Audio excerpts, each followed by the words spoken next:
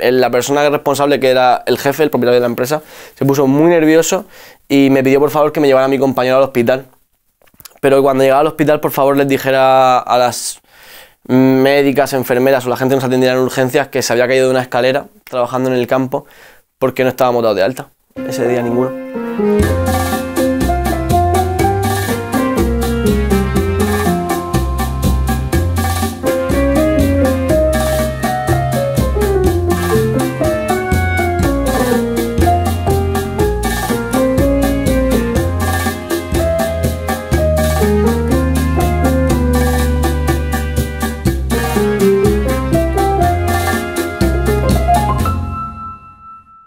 Detrás de las cámaras, de los micrófonos, de los focos, encima de los escenarios. Hoy traemos ese personal que se dedica al sector audiovisual. En el programa de La Canadiense traemos a Samu. Bienvenido, Samuel. Muchísimas gracias por venir a La Canadiense. Muchas gracias a vosotros por tenerme aquí. Lo primero que te quería preguntar es ¿qué tipo de formación y estudios tienes? Bueno, pues yo soy técnico de sonido, por lo tanto tengo un grado superior. Y tengo diferentes formaciones en empresas privadas para manejar distintos tipos de sistemas sonoros. Tú has trabajado en orquestas, has trabajado en la radio, en muchas de las facetas y muchas de las caras del sector audiovisual, y eso requiere mucho trabajo, mucha formación. ¿Crees que es un trabajo que puede hacer cualquier persona? Es cierto que hay muchos trabajos que no necesitarían un conocimiento o una verdadera formación para poder realizarlos de manera adecuada. Sin embargo, para la mayoría de trabajos que desempeña un técnico, una formación es indispensable, ¿no? Una actuación es coloquialmente conocido dentro del mundo del arte como un bolo. Sí. ¿Cuánto puede durar aproximadamente un bolo? ¿Con qué frecuencia sabes cuándo lo vas a tener? ¿Y cómo se gestiona?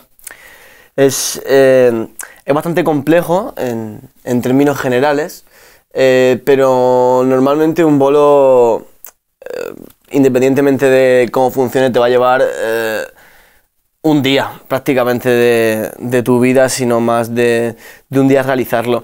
Depende de cómo esté planteado, ¿no? Pero en general, si tienes que ir a cubrir un evento que va a empezar a las 10 de la noche, un día, lo más probable es que empieces a trabajar antes de comer, seguramente, sobre las 11 de la mañana, cargando, preparando material, yendo al sitio, preparando el equipo, montando lo necesario para la actuación.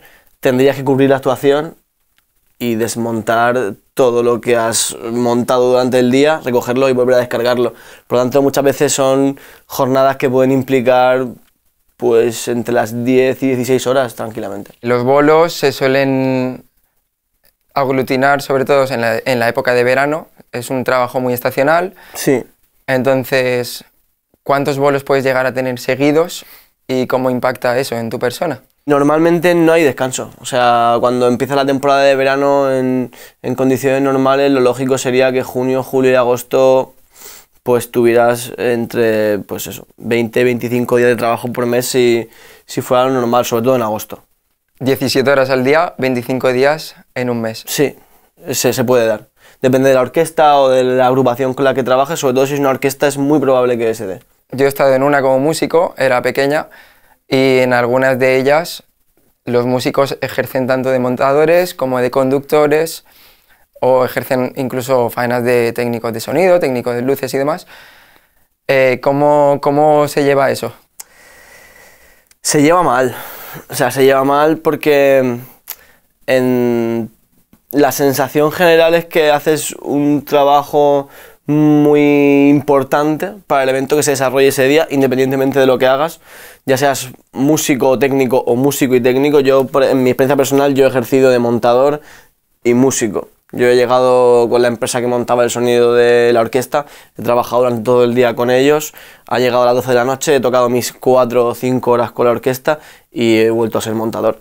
Y es una cosa no adecuada, no debería ser posible que sucediese en términos generales, pero bueno, sucede y es muy frecuente y está un poco instaurado. Sí que es cierto que depende de la empresa y del tamaño de la orquesta, las condiciones laborales de un trabajador pueden variar mucho y pueden ser muy miserables o pueden estar muy adecuadas a lo que sería una vida digna, pero yo creo que por desgracia en la mayor parte de casos es bastante indigno. Ahora vamos a las condiciones laborales. En el espectro social, digamos que hay diferentes tipos de espectáculos. No es lo mismo tocar en un teatro que tocar en una plaza de un pueblo, que en cualquier otro tipo de lugar.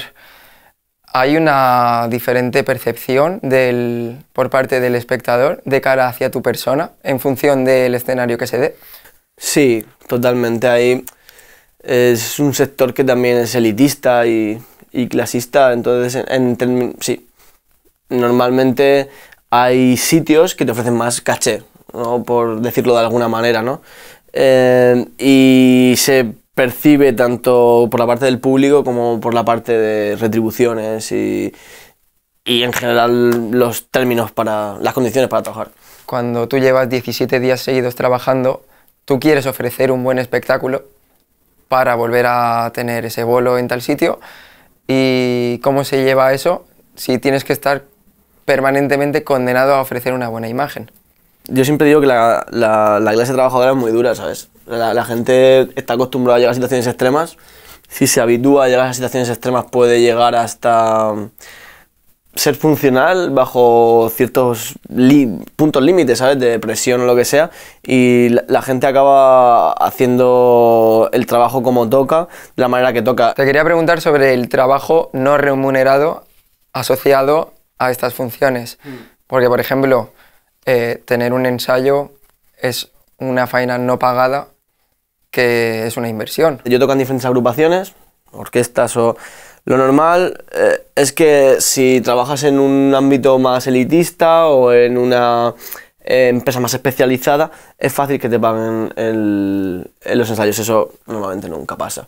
Y pues si contamos la cantidad de horas invertidas en preparar ciertas cosas, es ilógico que no estén remunerados porque son jornadas. O sea, implican muchas horas semanalmente, de manera repetida, periódicamente, o sea, es que es... Es lo que has dicho, tú a lo mejor estás montando y estás de 10 de la mañana a 3 de la mañana del día siguiente, pero el que está ahí yendo a ver el espectáculo piensa que tú trabajas 4 horas. Claro, no.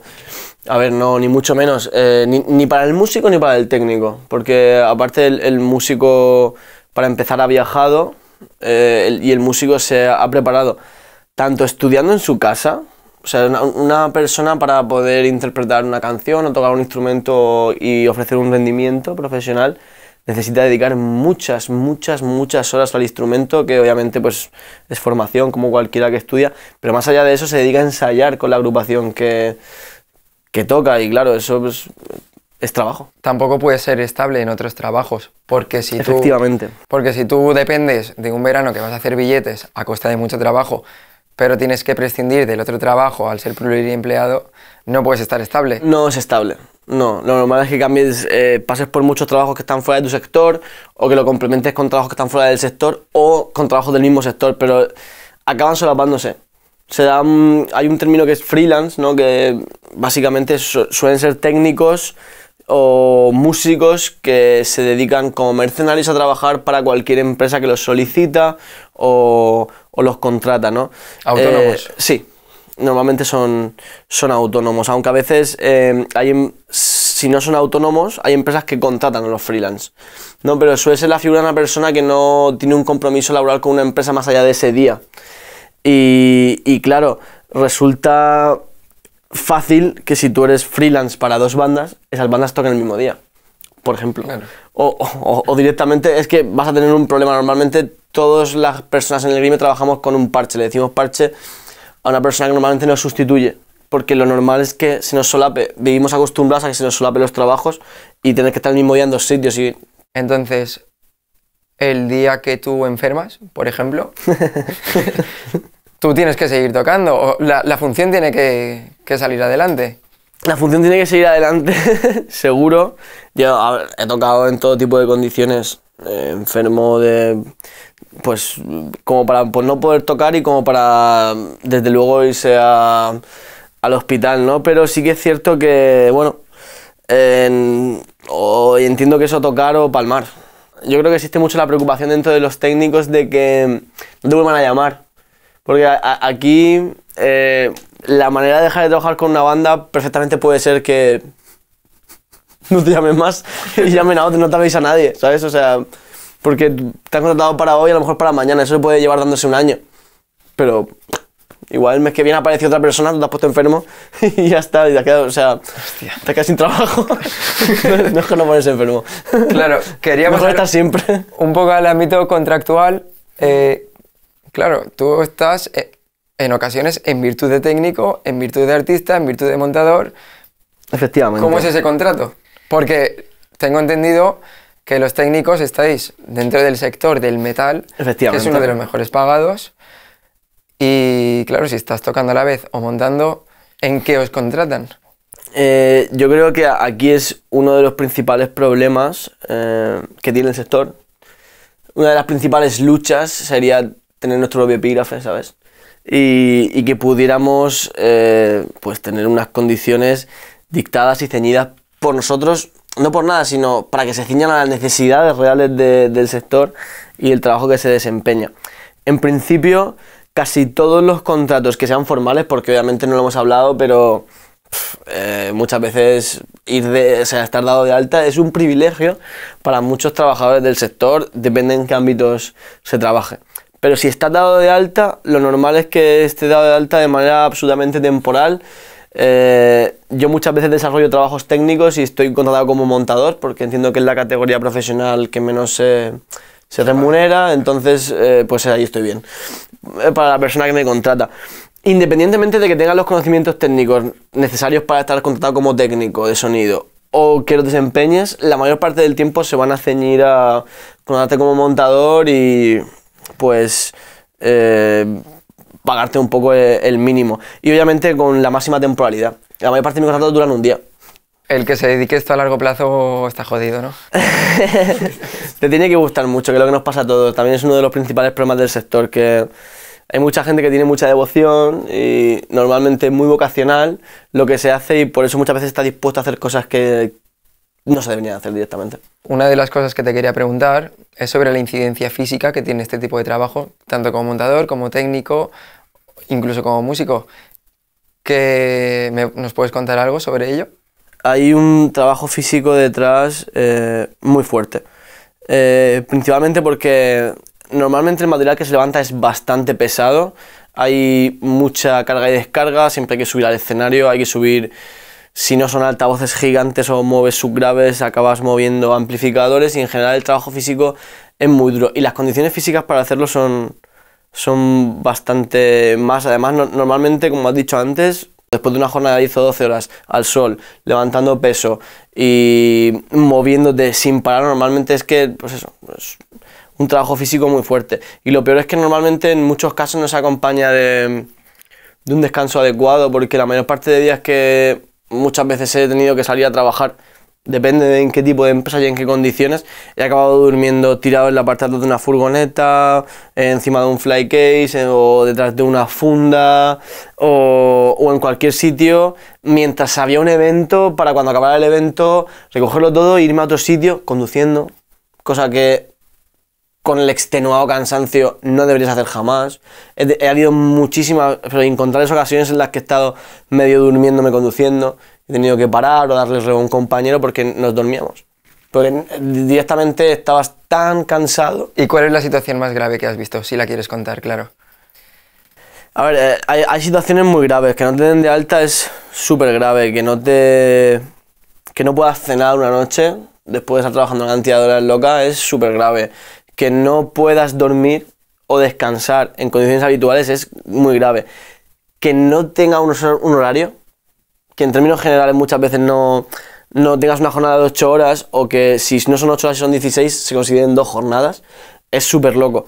Pero sí que es cierto que en mi caso la peor experiencia que he vivido pues es una situación muy desagradable en la que un compañero sufrió un accidente grave en el que se le cayó un polipasto. Un polipasto es una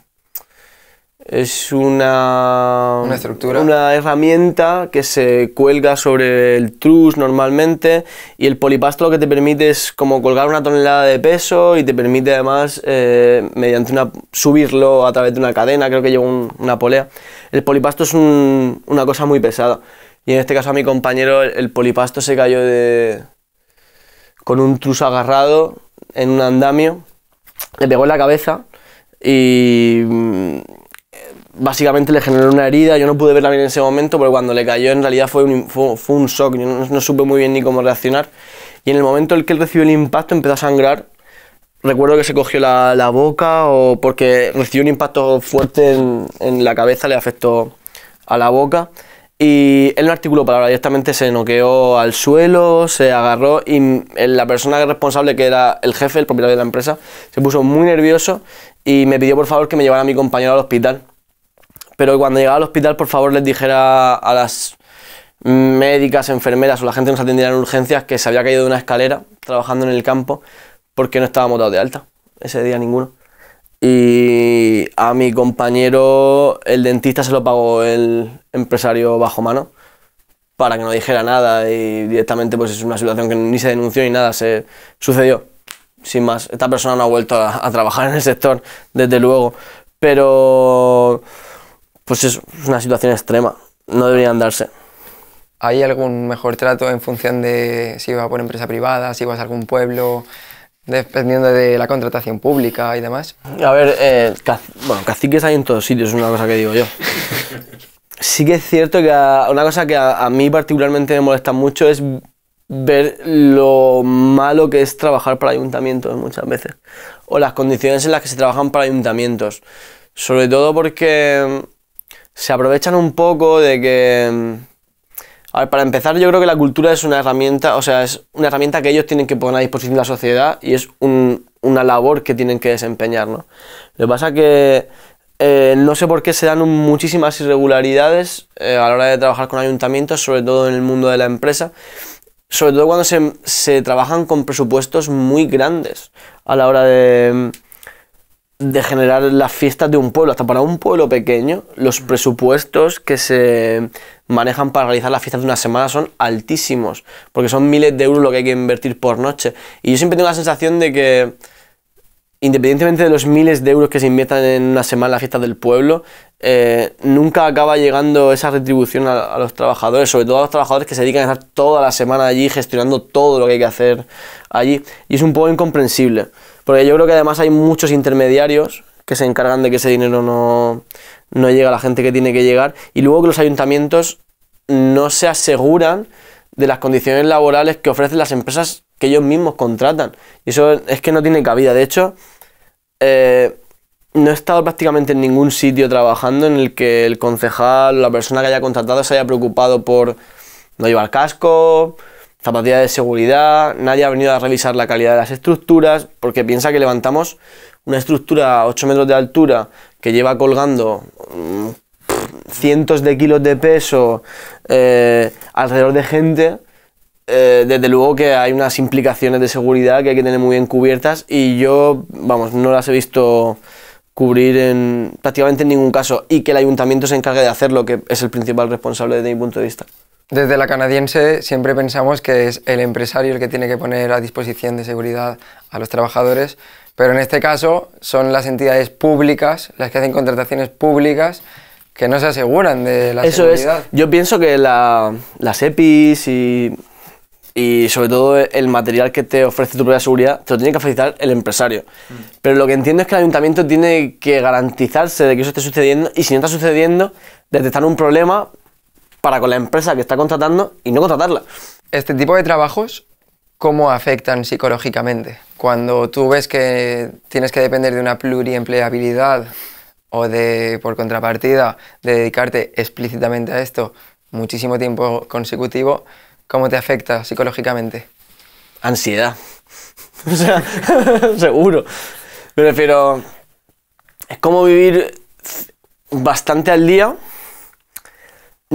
sin saber exactamente la cantidad de ingresos que tienes nunca, ni cuándo tampoco lo vas a recibir, porque claro, eso no hemos hablado, pero cuántos son los plazos de pago, ahí hay un poco de laxitud.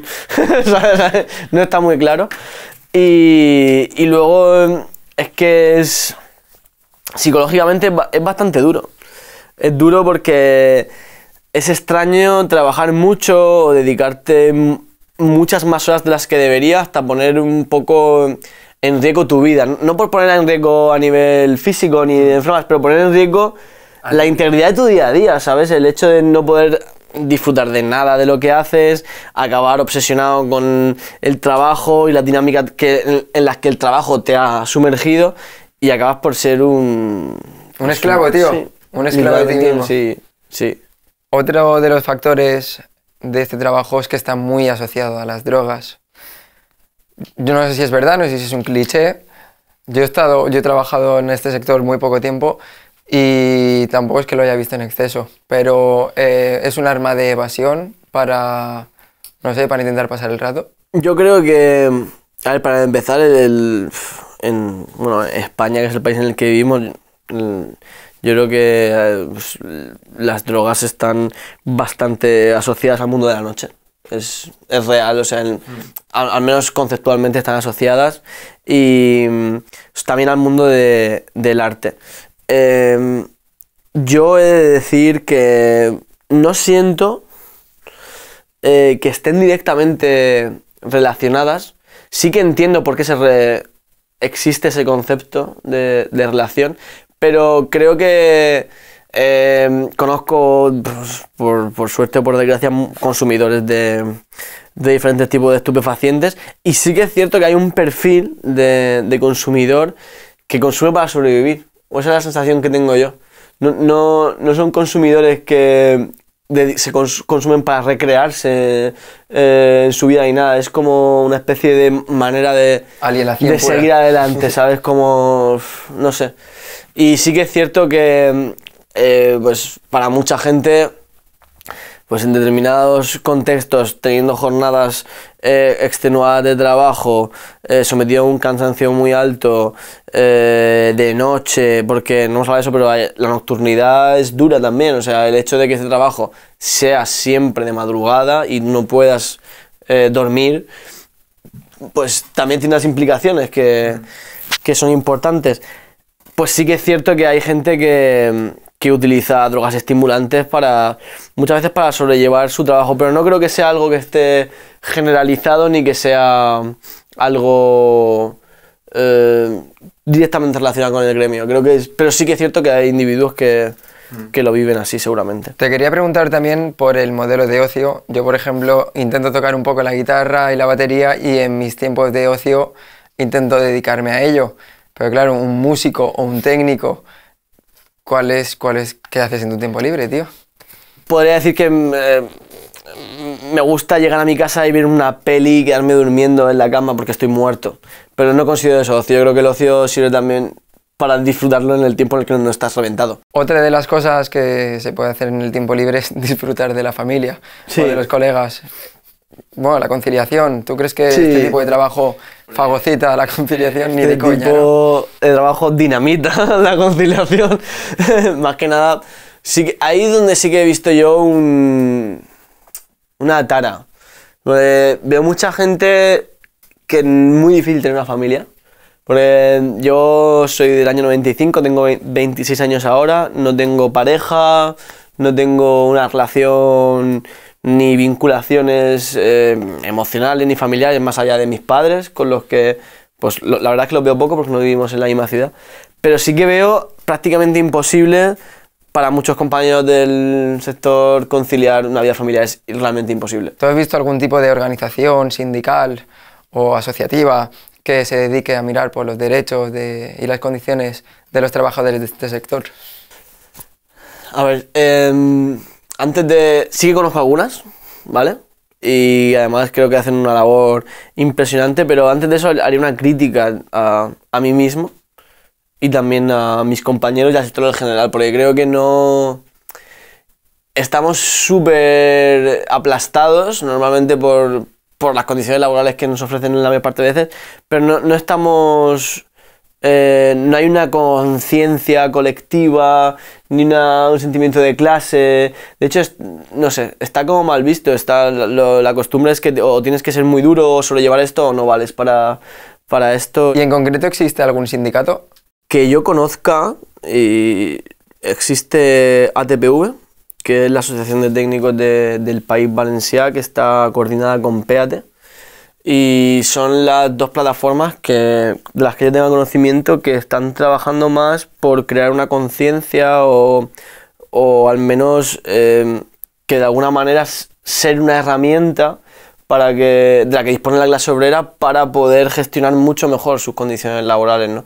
Y sí que es cierto que es una genial que hayan aparecido, pero han aparecido recientemente y precisamente porque venimos de una crisis muy grande debido al COVID-19 que ha afectado y devastado el sector, y hemos necesitado una crisis tremenda para poder movilizarnos. Quizá era lo que necesitábamos y ha sucedido, pero han aparecido diferentes plataformas que actualmente, tal y como se enuncian, pretenden luchar por un epígrafe para nuestro sector, pretenden mejorar las condiciones laborales del gremio y pretenden crear una especie de unidad, que haya una conciencia de clase. Otros de los actores que influyen directamente en las condiciones laborales son los partidos políticos. ¿Tú has visto por parte de alguno de estos en el País Valencià o en el Estado español alguno que se preocupe estrictamente por este sector? Yo no lo he sentido así. De hecho, siento lo contrario. Es que cuando es un tema de conversación o cuando se habla es porque hay alguien a quien complacer. Hay cosas que hay que decir para que haya gente que esté tranquila, pero realmente no es un tema de interés ni que se quiera abordar, y por desgracia eso está muy extendido en los derechos de los trabajadores, porque si no, no estarían continuamente alienados. Esto está a vista del Estado, tanto... pues si puedo referenciar entrevistas previas a las que habéis hecho, hay muchas cosas que no entiendo, ¿no? La situación de los riders en España, esto sucede y es a la vista. Si a alguien le preocupara, sería inviable. Alguien que tuviera hegemonía o poder como para poder hacer algo al respecto, no pasaría. Y pasa, entonces pues no. No. Samu, ya para acabar, darte las gracias otra vez por venir aquí a contar esta pedazo de experiencia laboral. Queremos que, como siempre, mires a cámara y envíes un mensaje a la clase política, sindical, al gremio, a quien quieras. Sí, pues mira, yo le enviaría un mensaje directamente a la gente del gremio y les invitaría a dignificarse. Es algo que hablaba antes con los compañeros de la Canadiense, y creo que, aunque debería ser una responsabilidad colectiva, o al menos podría ser del Estado también esa responsabilidad, creo que la dignidad está por encima de quien tenga que tener esa responsabilidad. La tenemos nosotros, para con nosotros, y somos responsables de exigir lo que merecemos y de pedirlo o no hacerlo, que es algo muy difícil y que puede ser muy aterrador, pero creo que es muy beneficioso. De hecho, creo que te ofrece mejores condiciones laborales, así que a decir que no. Muchísimas gracias, Samu, otra vez.